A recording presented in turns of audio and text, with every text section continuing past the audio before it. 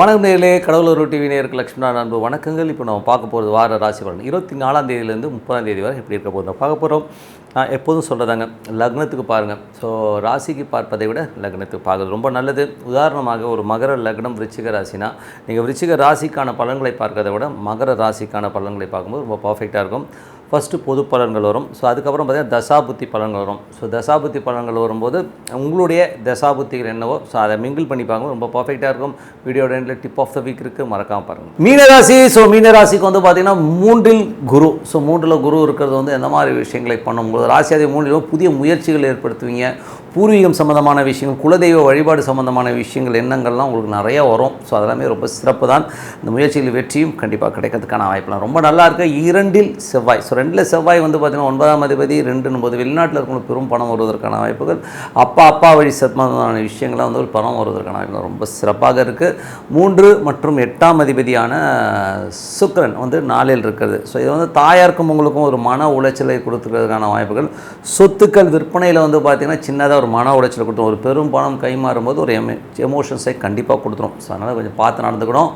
அதே ஒரு நாளில் வந்து சுக்கிரன் இருக்கும்போது அது சுக்கிரன் 3ஆம் அதிபதியாக இருக்கும்போது கொஞ்சம் எமோஷன்ஸை கொஞ்சம் பார்த்துக்கணும். அதே நேரத்தில் வந்து புதன் நல்ல ஆட்சி பலத்தோடு இருக்கிறது, அதுவும் ராகுடைய சாரத்தில் இருக்கும்போது தாயார் சம்பந்தமான விஷயம் எமோஷன்ஸ் இருந்தாலும் யாருக்கெல்லாம் புதன் தசாபுத்தி இருந்தாலும் அவங்களுக்கு ஒரு விஷயங்கள், ஒரு சில விஷயங்கள் கைகூடி வருவதற்கான வாய்ப்பு ரொம்ப நல்லாயிருக்கு. 5ஆம் அதிபதியான சந்திரன் வந்து பார்த்திங்கன்னா வாரத்தின் 30 நல்ல லாபங்களை கொடுத்தாலும் புதன் வியாழன் சின்ன ஒரு எக்ஸ்பென்ஸை கொடுத்துரும். ஸோ அதனால் கொஞ்சம் பார்த்து நடத்தணும். மற்றபடி எல்லாமே சிறப்பு தான். 6ஆம் அதிபதியான சூரியன் வந்து பார்த்திங்கன்னா உங்களுக்கு வந்து 4இல் இருக்கும்போது 6க்கு 11 இருக்கும்போது வேலையில் நல்ல ஏற்றங்கள், நல்ல லாபங்கள், உங்களுக்கு வேலை ஆட்களாக நல்ல லாபங்கள் வருவதற்கான வாய்ப்பு ரொம்ப சிறப்பாக இருக்குது. ஸோ அது ஒரு நல்ல விஷயம் தான். அது மட்டும் இல்லாமல் உங்களுக்கு வந்து பார்த்திங்கன்னா சூரியன் செவ்வாயோட சாரத்தும் போது பூமி சம்பந்தமான விஷயங்கள், ஸோ பூமி சம்பந்தமான விஷயங்கள் ஏதாவது லோன் போட்டு வாங்குறதுக்கான வாய்ப்புகள், அதுக்கான புதிய சொத்துக்களோ புதிய வண்டி வாகனம் வாங்குறதுக்கான வாய்ப்புகளோ ரொம்ப நல்லா இருக்குது.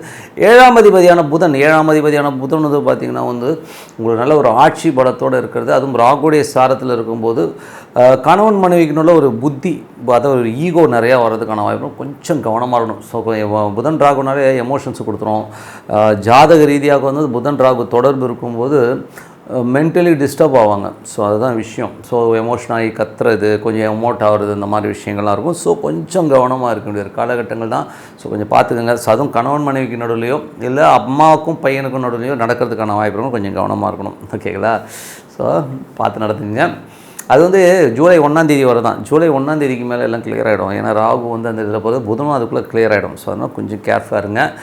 அதுக்கப்புறம் பார்க்கும்போது உங்களுக்கு வந்து பார்த்திங்கன்னா உங்களது ஏன்னா அந்த புதன் ராகு தொடர்பு ஜாதகத்தை வந்து பெரிய ப்ராப்ளத்தை ஏற்படுத்தும். ஸோ அதனால் கொஞ்சம் பார்த்து நடந்துக்குங்க. அதுக்கப்புறம் உங்களுக்கு 8ஆம் அதிபதி வந்து 4இல் இருக்கும்போது தாயாருக்கும் உங்களுக்கும் வந்து ஒரு எமோஷனான ஒரு டென்ஷன்ஸு, ஸ்ட்ரெஸ்ஸஸ்ஸு, அம்மாவை எடுத்தெறிஞ்சு பேச, அம்மா உங்களை தூக்கி எறிகிறது, இந்த மாதிரி விஷயங்கள்லாம் இருக்கும். ஸோ கொஞ்சம் கேர்ஃபுல்லாக இருங்க.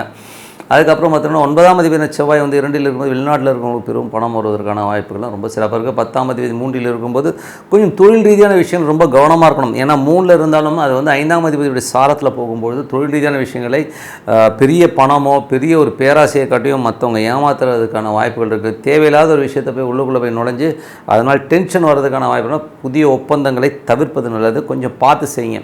1க்கு 4 வாட்டி யோசித்து செய்கிறது ரொம்ப ரொம்ப நல்லது. 11ஆம் அதிபதி 12இலிருந்து நல்ல லாபங்களை அள்ளி தருவதற்கான வாய்ப்புகள் ரொம்ப நல்லாயிருக்கும். பட் இருந்தாலும் கொஞ்சம் அலைச்சல்களை ஜாஸ்தி கொடுத்துரும். ஸோ லாபத்துக்கு அலையிறது, கொஞ்சம் பிரயாணங்கள் மேற்கொள்வதற்கான வாய்ப்புகள் நிறைய இருக்குது. ஸோ நல்ல விஷயங்கள்லாம் இது ஒரு பொது பலன்கள் தான் இதுவரை சொல்லியிருக்கிறது.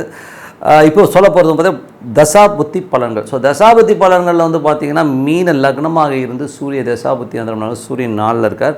அவர் 6ஆம் அதிபதியாக இருந்து 4இல் இருந்து அது செவ்வாயோட சாதனம். வேலையில் கொஞ்சம் எமோஷன்ஸ் ஜாஸ்தி இருக்கும். கொஞ்சம் வந்து ஒரு ஸ்ட்ரெஸ்ஸு டென்ஷன்ஸ் அதிகமாக இருக்கும். நிறைய கேள்விகள் கேட்பாங்க. ஸோ தேவையில்லாத வாக்குவாதங்களை தவிர்த்துக்கிறது நல்லது. ஸோ தாயாருக்கும் உங்களுக்குமே கொஞ்சம் எமோஷன்ஸ் இருக்கிறதுக்கான வாய்ப்புகள் இருக்குது. வேலையில் ரொம்ப கவனமாக இருக்கணும். கொஞ்சம் சேஃப்டி மெஷர்ஸ்லாம் பண்ணுங்கள். ஏன்னா சூரியன் செவ்வாயினும் போது அது ஒரு வாரியர் கிரகம். சூரியன் செவ்வாயினும் போது அது டகார்னு ஒரு எமோஷன்ஸை ஏற்படுத்தும். ஸோ அதனால் கொஞ்சம் கவனமாக இருக்கணும்.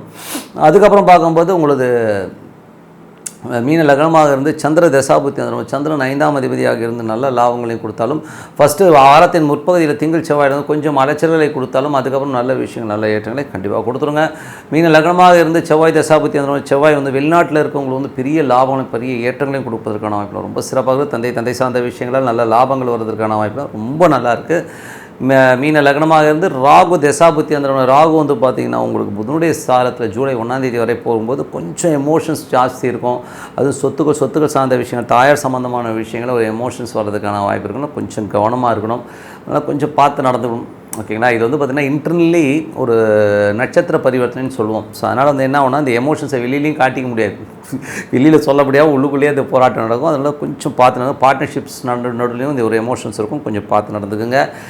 மீன லக்னமாக இருந்து குரு தசாபுத்தி அந்த குரு வந்து 10ஆம் அதிபதி 3 தொழில் வாய்ப்புகள் நிறைய இருக்கும். ஸோ பட் இருந்தாலும் 5ஆம் அதிபதியுடைய சாரத்தில் போகும்போது தொழில் வந்து ஒரு பெரிய லாபத்தை காட்டி நம்மளை எமோட் பண்ணி நம்மளை சிக்க வைக்கிறதுக்கான வாய்ப்பு இருக்கும். கொஞ்சம் பார்த்து நடந்துக்கும். ஏன்னா வந்து 10க்கு 5ங்கிறது 8ஆம் இடமாக இருக்கிறதுனால கொஞ்சம் பார்த்து நடந்துக்கணும்.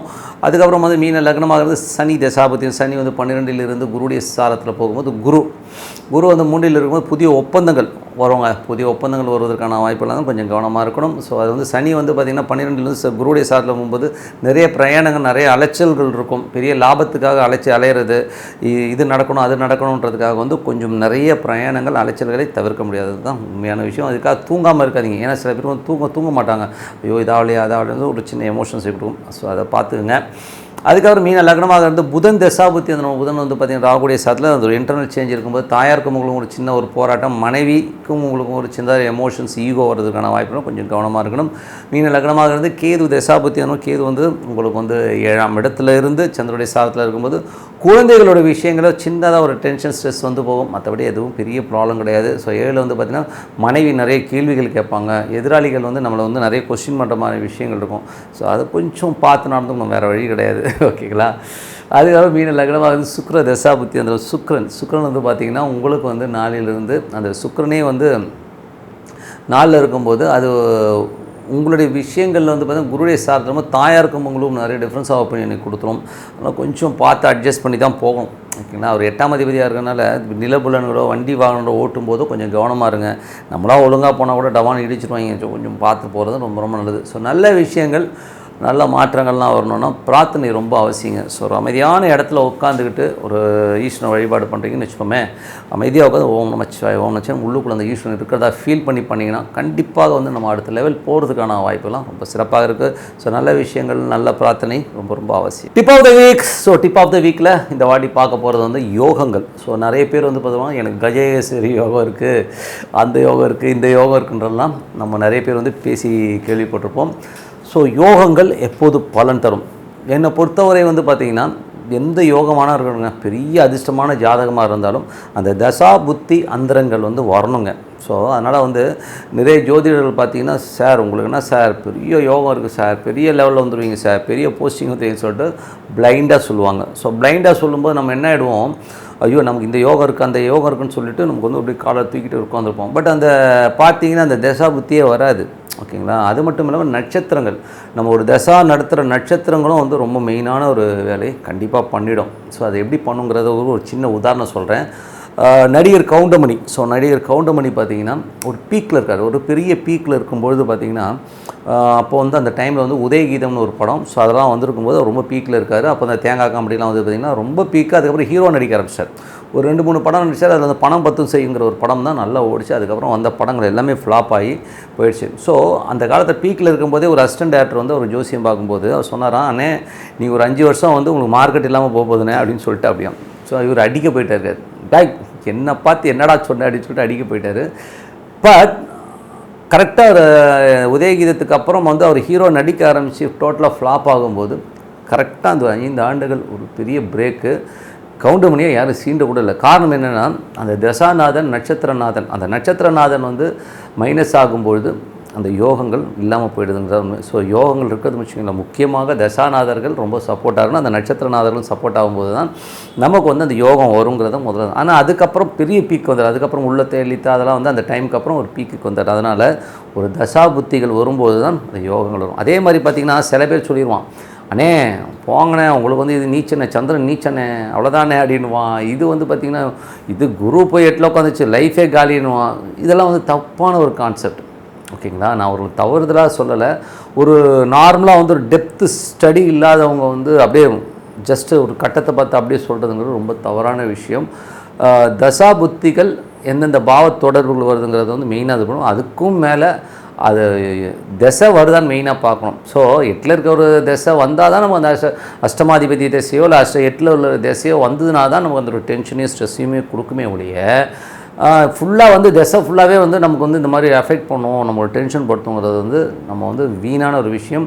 அது வந்து ரொம்ப தப்பான கான்செப்ட். ஓகேங்களா? ஸோ அதனால் வந்து யாராச்சும் தொழில் சொன்னால் அந்த தசாபுத்தி அந்தரங்கள் நடக்கும்போது தான் நம்மளை இப்போ டென்ஷன் படுத்துமே ஒழிய தசாபுத்தி நடக்கலைன்னா வரவே வராதுங்கிறது தான் உண்மையான விஷயம். ஸோ அதனால தான் அந்த உதாரணமும் சொன்னேன். ஸோ அதனால் வந்து நல்ல தசாபுத்தியில் வரும்போது பார்த்துக்கலாம். மற்றபடி வந்து டே டு டே லைஃப்பில் கிரகங்கள் மாறிக்கிட்டே தான் இருக்கும். ஓகேங்களா? மைனஸான கிரகம்லாம் வருதுன்னா இந்த ஒரு அந்தரங்கள்லேயே இதுலேயே போதுன்னா ஒரு வாரம் 10 நாள் டென்ஷன் பண்ண முடியும். மற்றபடி போய்கிட்டே தான் இருக்குமே ஒழிய நீங்கள் டே டு டே லைஃப்பில் என்னை பொறுத்தவரை யோகங்கள் அந்த தசாபுத்தியில் சார்ந்து தான் வருன்றது நீங்கள் தெரிஞ்சுக்கணும். தேவையில்லாத யாராச்சும் ஒருத்தவங்க சொல்கிறாங்கன்றதை வந்து மைண்டில் போட்டு குழப்பக்கூடாதுன்றதுக்காக தான் நான் இதை சொன்னேன். நான் மற்றபடி என்னங்க நல்ல ஒரு பிரார்த்தனை. ஸோ என்னை வந்து பிரார்த்தனைங்கிறது வந்து ரொம்ப மெயின். டெய்லி நீங்கள் பரிகாரம்லாம் ஒன்றுமே பண்ணணும். டெய்லி வந்து உங்களுக்கு பிடிச்ச தெய்வத்தை மனதார உள்ளுக்குள்ளே உட்கார வச்சு பிரார்த்தனை பண்ணுங்கள். நீங்கள் ஃப்ரெண்டாக பார்க்கலாம், அப்பாவை பார்க்கலாம், அம்மாவை பார்க்கலாம், எப்படி வேணால் பாருங்கள். ஸோ அந்த ஒரு பிரார்த்தனை பண்ணும்போது கண்டிப்பாக நீங்கள் அடுத்த லெவல் போகிறதுக்கான வாய்ப்புகள் ரொம்ப சூப்பராக இருக்கும். ஒரு கிளாரிட்டி கிடைக்கும்ன்றது உண்மையான விஷயம். ஸோ நல்ல விஷயங்கள் நல்ல மாற்றங்களாக இருந்தால் பிரார்த்தனை ரொம்ப அவசியம். பிரார்த்தனை பண்ணுங்கள். உங்களிடம் விடை பெறுவது உங்கள் லக்ஷ்மி நாராயணன். ஏன் பிரார்த்தனைன்னு சொல்கிறேன்னா அந்த பிரார்த்தனையோட மகிமை எனக்கு தெரிஞ்ச நல்லா தான் சொல்கிறாரு. கண்டிப்பாக பண்ணுங்கள், பிலீவ் பண்ணும். ஸோ நிறைய பேர்கிட்ட உள்ள ஒரு பெரிய ப்ராப்ளம் என்னென்னா நான் இது செஞ்சால் இது கிடைக்குமான்னு சொல்லி கண்டிப்பாக ஆண்டவன்ட்ட வியாபாரம் பேசாதீங்கன்னு சொல்லிட்டு உங்களுக்கு விடைபெறுவது உங்கள் லக்ஷ்மி. நன்றி, வணக்கம். கடவுள் அருள் டிவியை பார்த்தமைக்க நன்றிகள். மேலும் இது போன்ற தகவல்களை தெரிந்து கொள்ள கடவுள் அருள் டிவியை சப்ஸ்கிரைப் செய்யுங்கள். மறக்காமல் பெல் ஐக்கானை கிளிக் செய்யுங்கள்.